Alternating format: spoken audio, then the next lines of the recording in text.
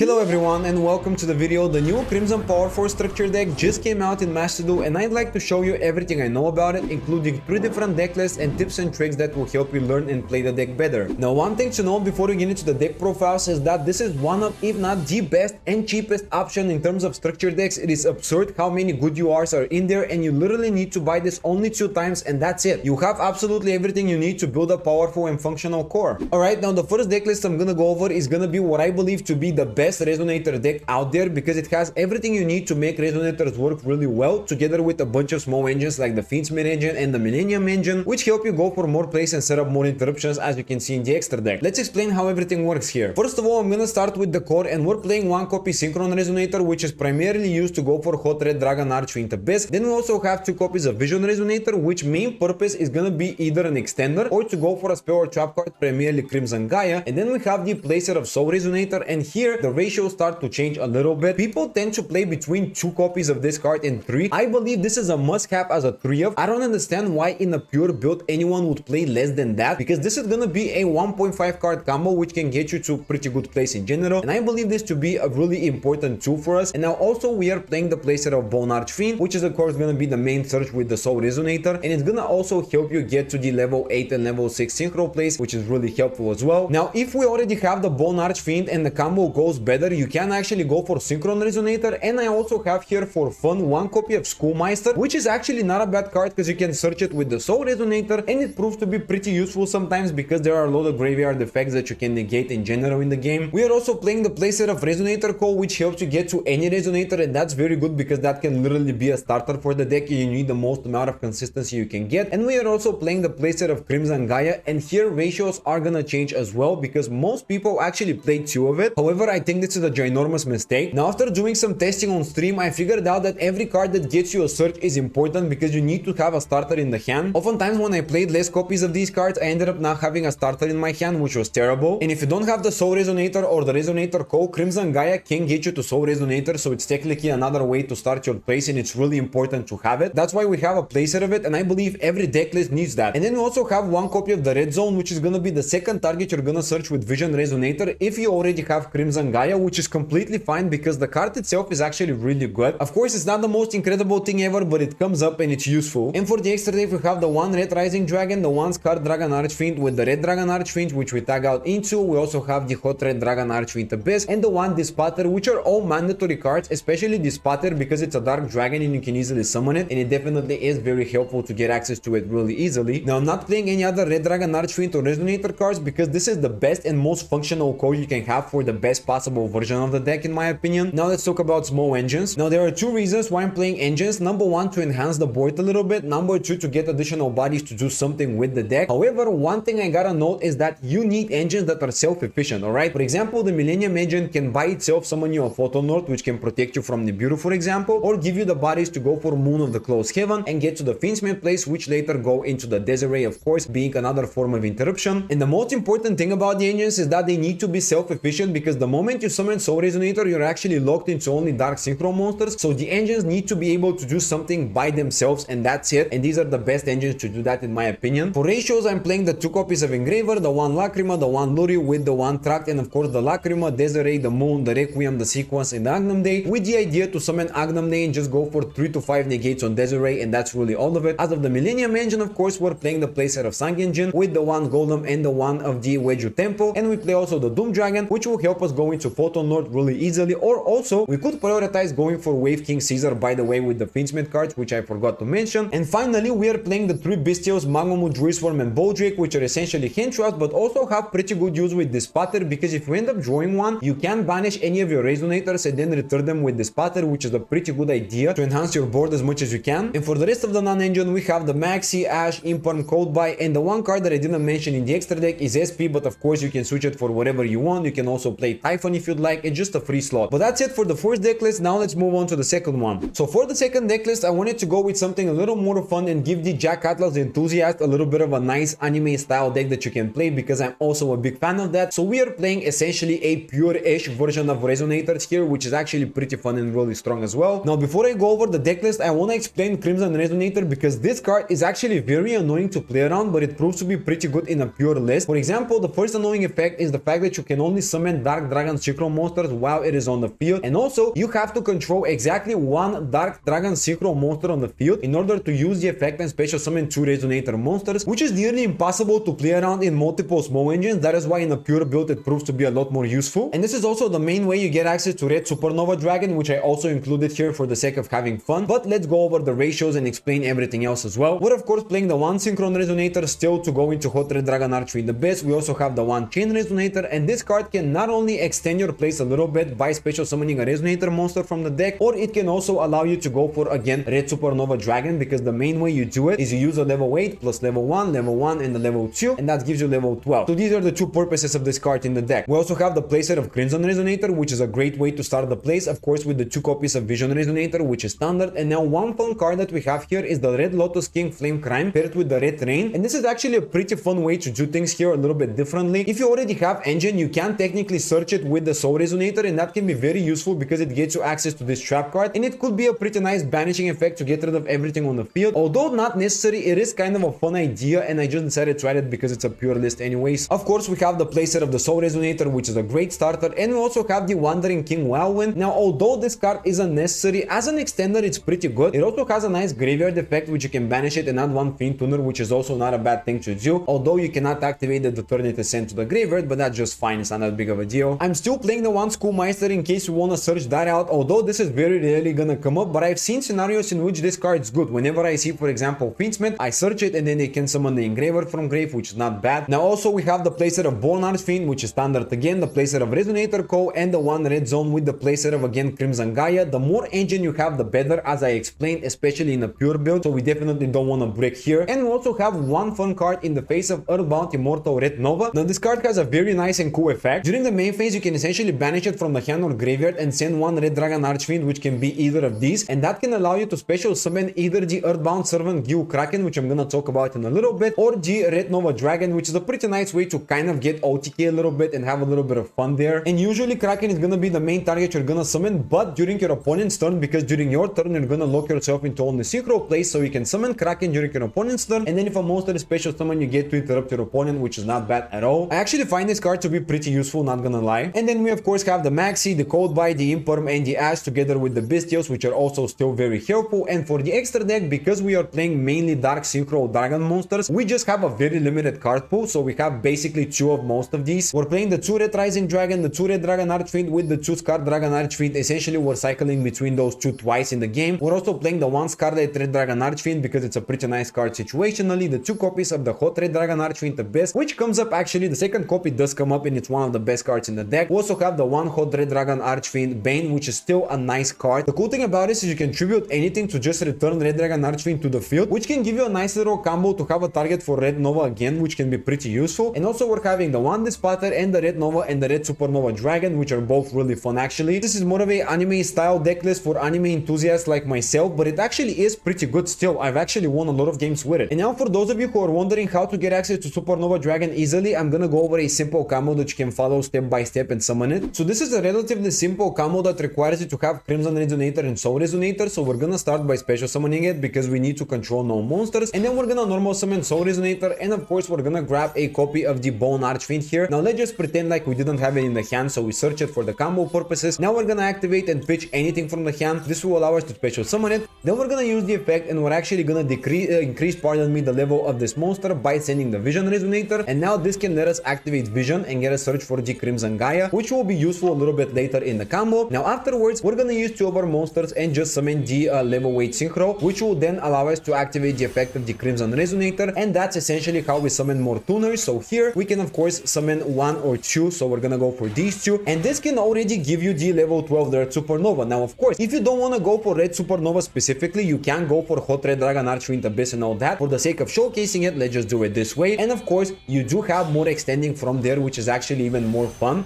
So we're gonna summon it with the new beautiful animation, and now we're gonna activate the Red Dragon Archfiend going into the other monster, and we're also gonna return the Vision Resonator, which is gonna be an additional extender, getting us access to it pretty easily because we haven't already special summoned it. And now we're gonna go and special summon the Red Dragon Archfiend from the deck, which is very nice. And from here, we're gonna be special summoning also the Vision Resonator. Now that by itself gives us basically the spotter as well. Now from here, we can also activate Crimson Nova to get a search. And if that's only things you have in the hand, you're gonna go for Red Zone or a follow-up because these are the best thing you can do. However, if you haven't actually went into the spotter and you already have on the field the Red Dragon Archfiend, you can actually go for the Earthbound Immortal Red Nova, and that can utilize the summoning of a Red Nova Dragon, or even go for something like the Kraken during your opponent's turn. So this could also be useful, but of course it depends on the scenario. So now we're gonna just search the Red Zone, and that would be your turn 1 combo. It is flexible, as I said, and it is pretty useful because you get to go in so many things. If you prioritize different things, you can go for Red Dragon Archfiend, you can also go, as I said, into the Kraken or even the Red Nova Dragon if you want to get OTK with the Supernova, and both of which are gonna be with like 6,000-7,000 attack, which is incredible. And also you can get access to even more plays if you have any other extenders. So that's pretty much it for the regular combo. And finally, I'd like to show you a really fun Resonator Centurion build that utilizes the Centurion cards as a core and makes use of the Resonator cards as an engine and helps you go for level 12 synchro plays pretty efficiently. The one thing to note here, you are gonna be playing primarily Centurion, not Resonators, because you're gonna use the Resonator bodies to go for level 12 essentially Centurion plays, so keep that in mind. Now for the ratios here, things are a little bit different. We're gonna be playing the 1 Synchron Resonator, which sometimes comes up, sometimes it doesn't. It really depends on the scenario. We are also playing the 1 Vision Resonator because here the primary target is gonna be only Crimson Gaia as an extending of your plays. We don't need the trap card or anything like that because we're playing a different deck. We also have 2 copies of Soul Resonator because now this is not gonna be the primary normal summon, although still very useful. You're gonna probably go for Primero whenever you have the chance to do so, and not Soul Resonator, unfortunately. But of course, we're still playing the Bone Archfiend, which is an incredibly useful card even by itself, allowing you to get access to Crimson Gaia and an extender, both of which are 2 very good things. Now we also played the 2 copies of Crimson Gaia, as I mentioned, because the primary goal for it is to search either any of the Resonator cards or to get access to the Earthbound Immortal Red Nova, which we're still playing, and I'm gonna explain why in a little bit. But the final Resonator card is gonna be the Resonator Co, and as of the Centurion cards, we're basically playing a full-on core. We have the Placer of Primera, Placer of Trudea, the 1 Atri, the 1 Gargoyle, together with the Placer of the Field Spell, the 1 Wake Up Centurion, the 1 Phalanx, and the Placer of Emblema. You can technically play a small Centurion engine, however, this is literally gonna be a Centurion deck anyway, so might as well maximize the ratios. And now for the non-engine, we have again the Maxi, Ash, Coldby, and Imperm together with the 1 Crossout to wrap it up for the 40th card, basically, nothing too special there. And now why do I still play the Red Nova in a Centurion deck? Well, it's because you can summon the Geo Kraken, and Kraken has the ability that can search you any generic field spell, which is absolutely incredible. Of course, this gets you access to the Centurion field spell, and although sometimes if you go for the Soul Resonator as your first play, you're not gonna be able to summon the Kraken during your turn, but rather during an opponent's turn, still getting a search is actually very useful on top of the interruption. Now that being said, for the rest of the deck, we do have the Red Rising Dragon, the 1 Red Dragon Archfiend with the Scar Dragon Archfiend, and the 1 Hot Red Dragon Archfiend Abyss with the Dispater, and we are also playing the Red Supernova here as well, because we're playing a Centurion build and it can come up pretty easily. And now we are also playing the 1 Primera, of course, with the 1 Auxilia and the 1 Legatia, together with the 1 Cypher Divine Dragon and the 1 Blazer Dragon, and also we have the SP and Typhon, which are just free slots but generically good cards. Now one thing I want to mention is that you can include Baron instead of one of these 2 cards, because oftentimes you're gonna end up on Dispater plus Auxilia, and also you can choose to go with Crimson Dragon for level 10 and summon Baron, or go for level 12 and summon one of these, although I believe that the Cosmic Blazer Dragon or the Red Supernova are gonna be a little more useful in general. Now one thing I want to mention is that the deck doesn't have some definitive 1 card combo or 2 card combo, so you just go with whatever you have. But if you do happen to have Soul Resonator, your primary focus is to end on a board with Dispater and Auxilia, which can then be utilized very well, and Auxilia can be summoned because it's a Dark Dragon Synchro monster, so even though you lock yourself, it doesn't matter. And the primary focus with Auxilia is gonna be to set up the most amount of Centurion cards in the spell and trap card zone, which you can then special summon and utilize paired with the Resonator cards. For example, you're gonna have sometimes a leftover Red Dragon Archfiend, which you can use with Red Nova, or you can actually summon Primera, go for level 12, or you can also have a leftover Vision Resonator, and if you have Gargoyle, you can use it to go for level 10, primarily Baron or Dispater. But since you're gonna have Dispater, we might have to include Baron as well, so I'm actually gonna do it like this, and I'm gonna cut SP, for example, just so you know, because I think it's actually gonna come up pretty often. So yeah, this is kind of how you do it. You just cycle through the deck as much as you can with the Resonator cards, and you just go for the standard field, and then that will help you set up the Centurion plays. And you can also end up going for Kraken sometimes, get a follow-up with the field spell, which can be very nice, and it's actually a pretty functional list. So yeah, this is pretty much everything I can tell you about the structure deck. If you have any other ideas, let me know in the comments below. Also, if the video was helpful, I would appreciate like, subscribe. Also check out more Mass Duel content in the channel, and I will see you guys in the next video. Have a great day.